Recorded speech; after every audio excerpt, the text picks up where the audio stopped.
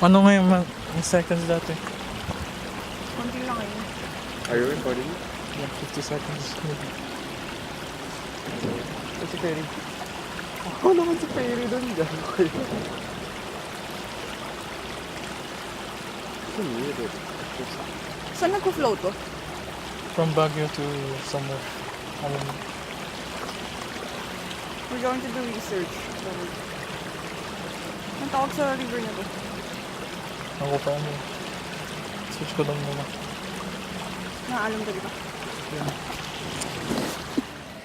In general, safe drinking water and safe sanitation is one of the most important public health preconditions for population's health. For example, if water is not safe, there can be so-called waterborne diseases. Most notorious one is cholera, typhoid fever, a lot of diarrhea, and other diseases like hepatitis A and so on. On the other hand, chemical contamination of water can cause poisoning, other chemical related symptoms. So in Baguio, if there is a contamination of water source for drinking by some industrial activities, there can be two problems. One, contamination of source water by bacteria and virus, because people dump to the river and the water sources without proper treatment, or some industrial waste can be dumped into the water, and then heavy metals like mercury or cyanide, other toxic chemical used in the mining, can enter into the water source. Hi everyone, I'm Manu Irali. I work at the WHO, World Health Organization in Manila in the Philippines on antimicrobial resistance. Antimicrobial resistance, you might have heard of this term. It's basically called fighting superbugs. And one thing that you might not know is that actually a lot of the contamination of rivers around the world is also caused by antibiotics. Sometimes what you see is like when you go to hospitals or even like pharmaceutical companies, they don't really have a proper waste management plan.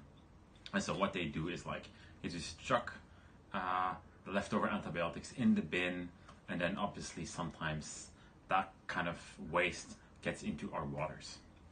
And as you all know, like in many countries around the world, the water that coming from rivers is being used to like water plants that we eat, or also being used to prepare food. And so what we do know is that evidence shows is that like some of that antibiotic residue that's being in water is then being brought into like our food chain. So what you see is that like even though you think like I never ever eat antibiotics, I never ever take antibiotics, you might actually by cooking your food or by watering your plants in your garden, you might actually pick up some of these antibiotic residues. And obviously that's how you also can be affected by this, and more resistance is happening over time. But the good thing is like we can actually stop this. How can we stop this? First of all, we have to make sure that we have a proper waste management plan. So you at home, please do not throw your antibiotics just right in the bin. You might go to the pharmacy, to the hospital, or to any other provider that has a good plan on how to destroy these antibiotics. So that's a very good first step for you at home. What we also ask is like companies, hospitals to have a proper plan in place how they should dispose antibiotics in the right way. So these are very simple actions that you can take, that people around the world could take, so that at least the contamination through rivers or through other means does decrease over time.